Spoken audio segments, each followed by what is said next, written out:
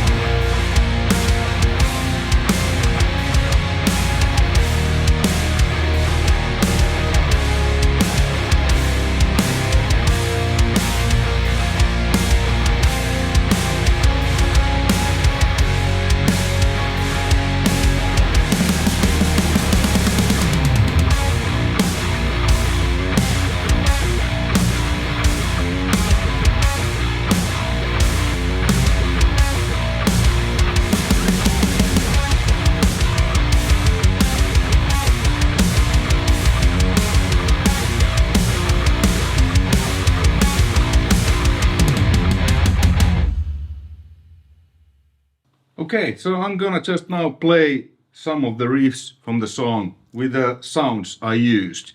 So I used all three channels on the song. The main channel was the lead channel, and no boost, nothing in front. Just the amp into Mesa Boogie oversized cabinet with V30s, mic'd with SM57 and Royer 121.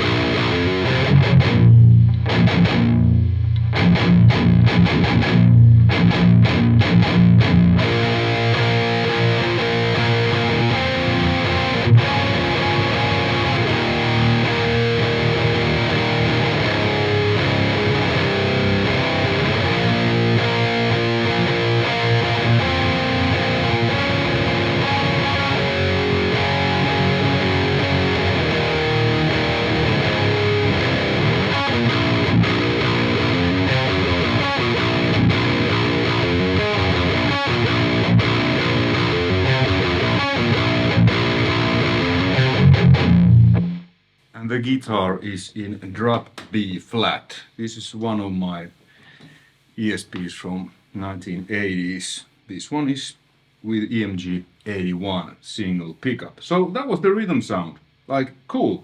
Let's compare it straight away to the 5150's, you know, lead channel sound. So I haven't checked how close these are actually, but it's kind of my sound, you know, general good chunky sound. And again, no overdrive in front of this, because this 5152 works really well without a boost in front, unlike the black leather.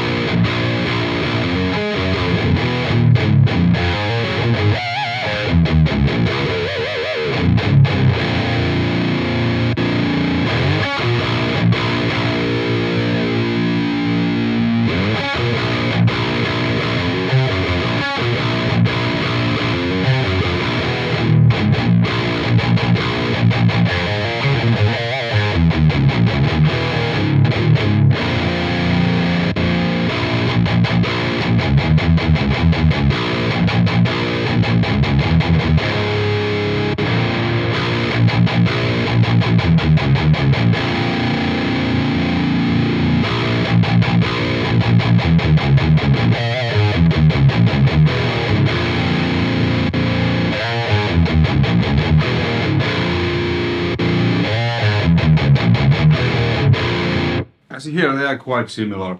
Now how I have had this dial, the 5152, I tweaked it a little bit, so it has had a little bit more quack quack quack mid-hum, which is typical for this amp. I like it a lot. Cool, so that's the overdrive channel, and then the lead channel. Then let's go to the overdrive channel. So on the song, I used this channel on the kind of like octave guitars in the choruses, because the main rhythm guitars were playing this. And then I used this sound just kind of to highlight those kind of, you know, nines.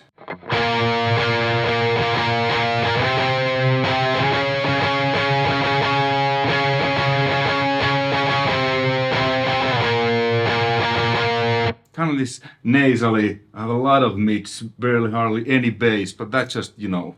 And then before the solo, there's this. I used a phaser and flanger both to get this sound.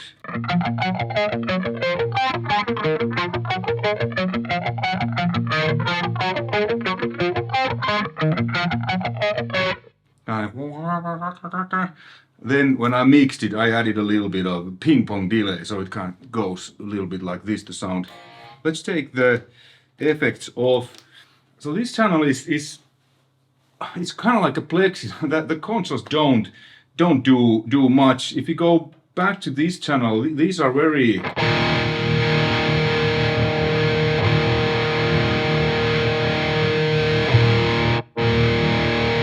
chance of gain, chance of low, and I'm having low end around 11 o'clock. Presence. The presence is very similar than on the 5150. To a certain point, it doesn't really do much, then it starts to. So it's just kind of finding the sweet spot. There, you know, it's pretty much the same than the presence on my 5150. Okay, back to this channel. So now check out what happens when I turn the controls.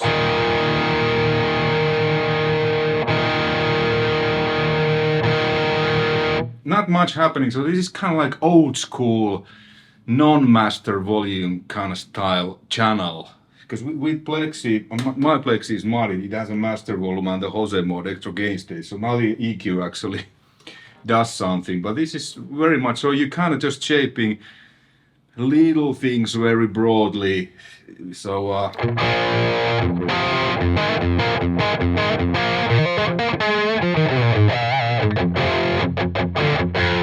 kind of this hunky old school, you know, rock and roll sound.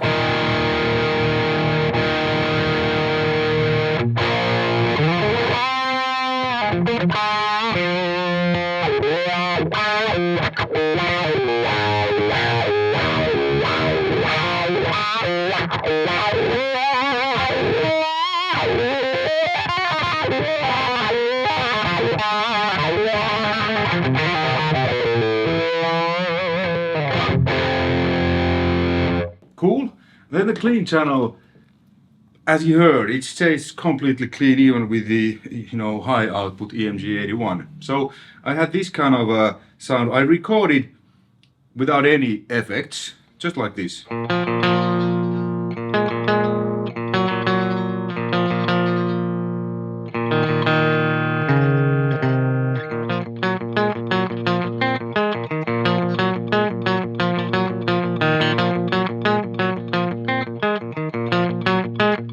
Then I added Dimension D, some SPX90 symphonic preset and some ping pong delay in the mix. But if I put now chorus in front, it's in front of the amp, kind of simulates the sound a little bit I had in the mix.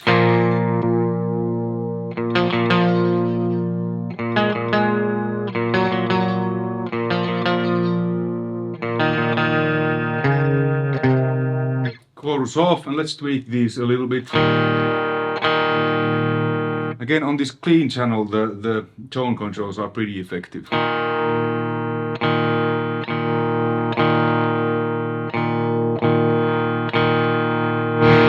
And you can get gain out from this too.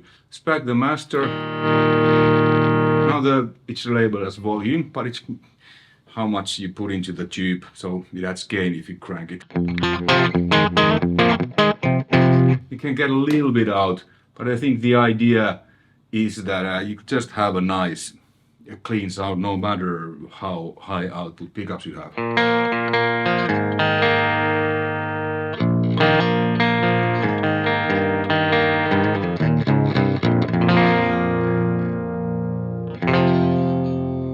Cool. I'm not gonna compare these other, well, let's actually compare the other channels too to the 5150. Let's put it to, like now I'm having the clean channel on the 5150.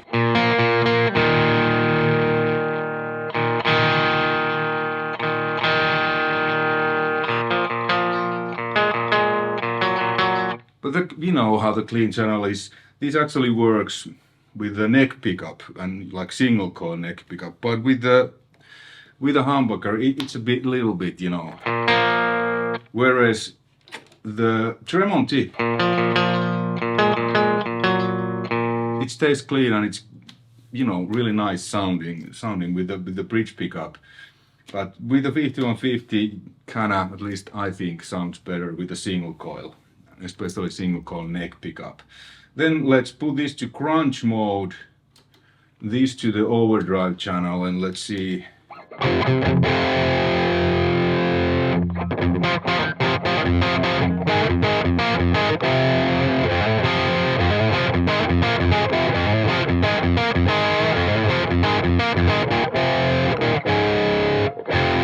Okay, 5150. Whoa.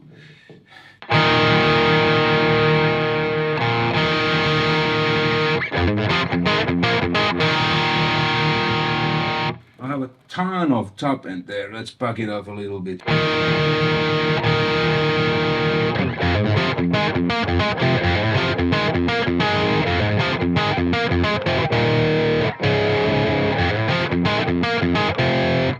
Tremonti.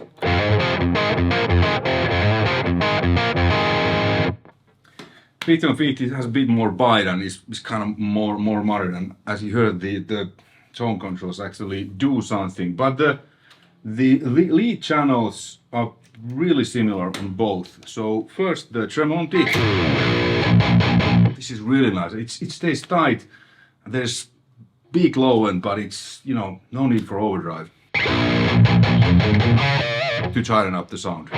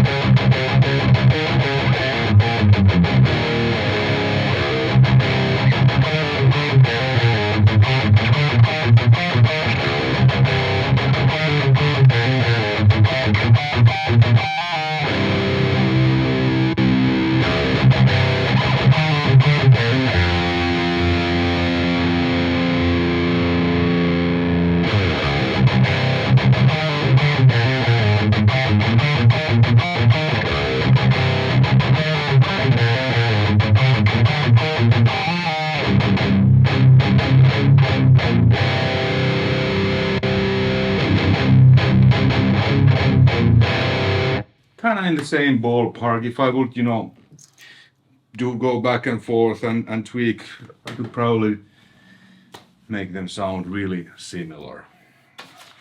Let's talk about the specs a little bit. So there is 8 preamp tubes. One is for the input, then one specifically for the clean channel, 12 AX7s, 2 for the overdrive channel, 2 for the lead channel, 1 phase inverter, and 1 tube is powering the effect loop, 4 6L6 GC power amp tubes. Conclusion: a great amp. The lead channel is kinda in that 50, I guess, rectifier ballpark. It's tight. It has a lot of low end, but it's tight, so it's almost like it has overdrive in front, but it doesn't. You don't need. Works great. Big ballsy tones, but still not mushy. Overdrive channel. For these kind of tones, I kind of prefer Plexi or Marshall. It was fine. It worked in a mix, but you know, obviously these are personal opinions. I found it a little bit. I would have liked that the tone stack, the controls would have done a little bit more, because no matter how I dialed, it was always a little bit like this. Clean channel is great if you want just like completely cleans. When you crank the input volume, lower the master, you can get a little bit slide overdriven, kind of like saturated tones. Alright, thanks for watching, and thanks again to Musics for letting me borrow this. I'll put links in the description below to Music site where you can buy this actual amp if you want, and also to Paul Reed Smith's site if you want to check out more information about the amp. Hey, thanks for watching. Hopefully you found this interesting, informative, and maybe even entertaining. Until next time, take care. Bye.